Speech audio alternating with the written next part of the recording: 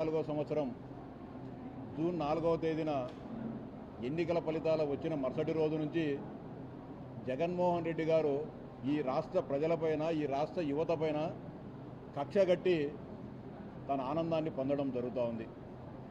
నాకు లేని పదవి, నాకు లేని సంతోషం, ఆనందం ఇంకా ఎవరికీ ఉండకూడదని చెప్పి రాష్ట్రంలో అశాంతి వాతావరణం, అనిశ్చిత వాతావరణం, ప్రజల్లో గందరగోళము సృష్టించాలనే కుట్రలకు ఆయన ఆ రోజు నుంచే తెరలేపడం జరిగింది.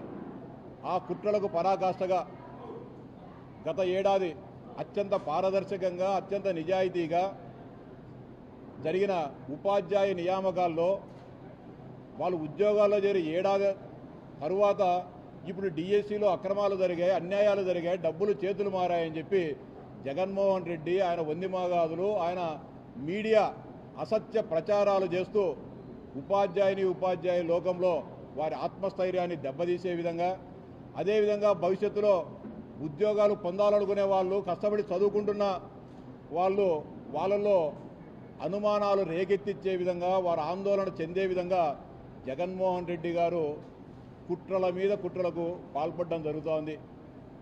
6-7 రోజుల క్రితం ప్రారంభించారు. డిఎస్సిలో అక్రమాలు జరిగాయని ఏడాది క్రితం జరిగిన ప్రక్రియలో తెలియని, లభించని ఆధారాలు ఏడాది తర్వాత జగన్మోహన్ రెడ్డికి ఎలా లభించే అర్థం కావడంలే. ఆయనకు ఆత్మలతో మాట్లాడే అలవాటు ఉంటుంది రాత్రిపూట. ఆ ఆత్మలు ఏమైనా ఆయనకు చెప్పాయేమో అర్థం కావడంలే. ఈ రాష్ట్రంలో ఏ ఒక్క అభ్యర్థి అయినా నేను నిజాయితీగా పరీక్ష రాయలేదు, నేను డబ్బులిచ్చో లేకుంటే కాపీ కొట్టో నేను ఉద్యోగం సాధించానని ఈ 16,347 మంది ఉద్యోగం సాధించిన వాళ్ళలో ఏ ఒక్కరైనా సరే, ఎవరైనా కూడా మీ దగ్గరకు వచ్చి చెప్పినారా? అనేక రకాలైన రిజర్వేషన్స్ ఉంటాయి నియామకాలలో. హారిజాంటల్ రిజర్వేషన్ ప్రకారము ఉద్యోగాలను ఇవ్వాల్సిన అవసరం ఉంటుంది. రకరకాల రిజర్వేషన్లు ఈ కేంద్ర రాష్ట్ర ప్రభుత్వాలు ఏ రిజర్వేషన్లు అమలు చేస్తున్నారో ఆ రిజర్వేషన్లకు సంబంధించిన అభ్యర్థులను ఖచ్చితంగా కోటాను భర్తీ చేయాల్సిన అవసరం ఉంటుంది.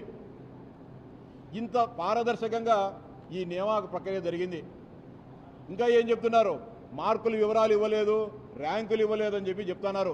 నీకు బుద్ధి ఉందా జగన్మోహన్ అని అడుగుతా ఉన్నా, రా నీకు చూపిస్తాం. 2/7/2025 తారీఖున పరీక్షలన్నీ అయిపోయినాయి. మొత్తం 22/8/2025 నాడు మీకు ర్యాంకులు ఎన్ని వచ్చినాయి, మార్కులు ఎన్ని వచ్చినాయి, మీకు ఏ కేటగిరీలో ఉద్యోగం వస్తుందని కూడా చెప్పడం జరిగింది. దీనిలో ఏమైనా అభ్యంతరాలు ఉంటే, ఏమైనా మీకు